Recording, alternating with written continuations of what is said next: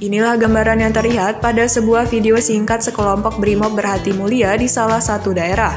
Pada video yang diunggah oleh akun Twitter @txtdrberseragam, terlihat beberapa anggota tengah bercanda gurau dengan anak-anak di depan warung kelontong.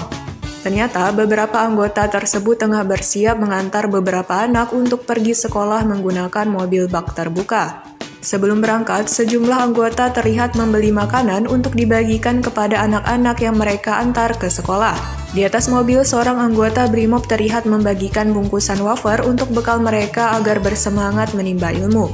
Sontak saja, video anggota brimob belikan jajan dan antar anak sekolah ini kemudian viral serta mendapatkan berbagai tanggapan dari warganet. Salut sekaligus bangga dirasakan oleh warganet usai melihat video menyejukkan hati itu.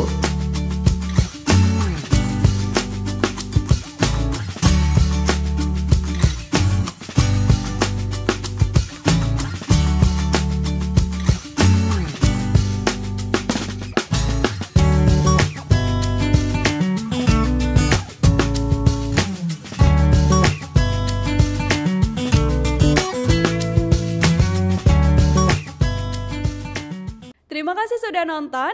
Jangan lupa like, subscribe, dan share ya.